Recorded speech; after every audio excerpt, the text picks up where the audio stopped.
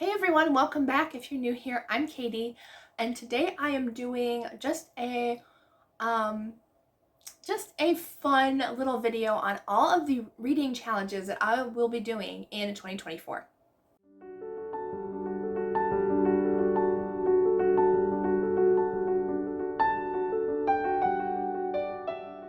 But I thought I would go through all the reading challenges that I'm doing this year. So, if you didn't know, I do have one that I host.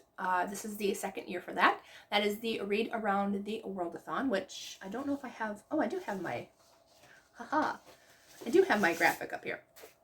So this is what it looks like. I will put the announcement video down below so you can check it out. And it has all the graphics and everything in that video. But yes, I'm super excited. It's just one prompt a month instead of rolling dices this month. So no dice. I know somebody asked about that. There's no dice this year. So not this month, this year. So there's that one. I will put everybody's announcement videos down below as well, or Facebook group, because I am in one Facebook group that I do. So I actually really tried hard to lower my expectations this year because I did too many challenges. I did complete them all except for one. I'm still like reading the last book for that one. But honestly, there was just too many challenges last year, and I was just like, no. Like, I'm not going to put that much pressure on myself. So I do have some challenges that I'm going to talk about. So you do know about my 24 books in 2024. I did a video all about that. So that is one that I'm doing, which I still have to fix my board here because I put the wrong books on that page. I also do the Goodreads goal, like how many books. I always put my goal at 100, even though I read usually triple that. But I like to have a low goal just in case something happens. If I don't feel like reading, if I have a reading slump or whatever, which I kind of am in the middle of right now, not gonna lie. but 100 books in 2024, that is my minimum goal, and then it goes up from there whenever I hit that goal. So what I think of is a lot of people tend to up their goal, which I think is great. If you can do it, then yay for you. Like, if you hit 85 this year, a lot of people put their goal at 100. I feel like that's too much pressure, like, to go higher than the goal you did last year. So I usually do it at the same goal. Well, if I did the same goal, I'd be at like 300 and something. We're not going to do that to myself. But if you do a high number, I always go lower. Like, start lower. If you know you're going to read 50 books a year or 10 books a year, just start at like 5. Or if you're 50, start at 40 or 30 and bump it up from there. That way, if you hit that first goal, it'll feel amazing. And you can bump it up from there and just make little goals. Because you can do that on Goodreads. You can bump up your goal as many times as you want to. And I love that. I prefer that more than just setting too high of a goal. So I have that. There's also a few different reading challenges I'm loosely participating in on Facebook.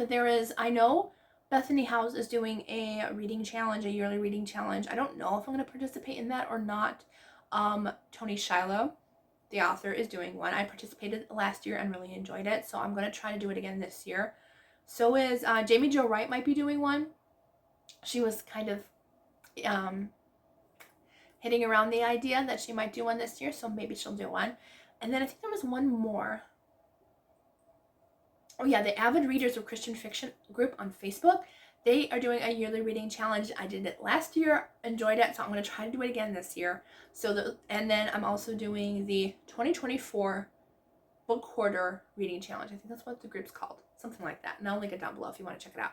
But they do a reading challenge too. So those are all the ones on Facebook that I'm participating in. Then I'm also doing I'm doing 30 books of the Bible next year because, well, it's probably closer to 32 or something because I didn't get to 2 this past year. I did hit my goal of 30, but I wanted to read like 3 or 4 more, and I'm missing 2, but that's okay. We'll just add it to this year.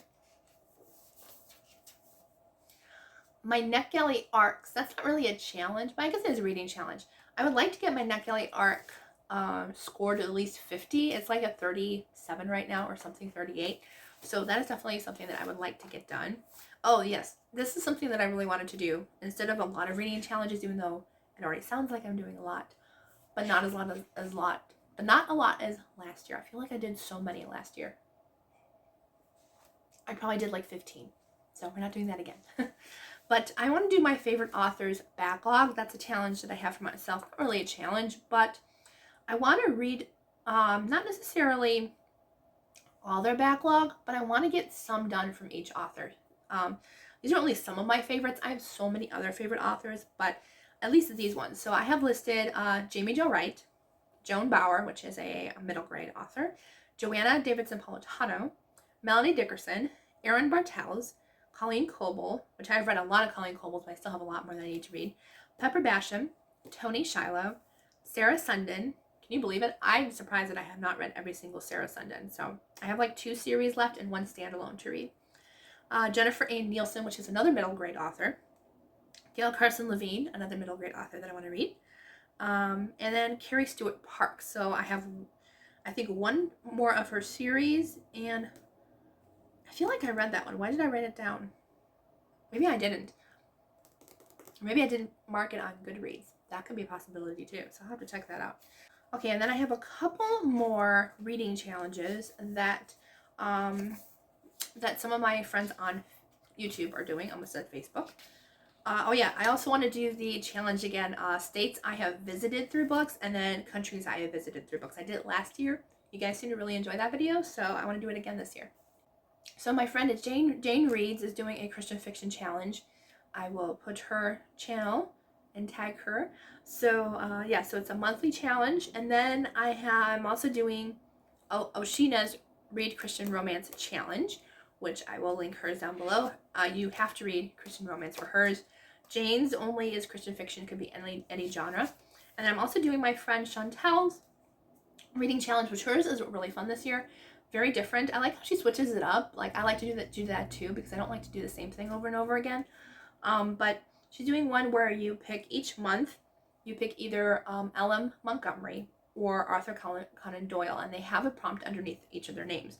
So there are times when you can switch authors, and some where you have to stay on the same path. So I think it's a lot of fun, and I've already figured out that the way the prompts work, I feel like I can pick more books with Arthur Conan Doyle.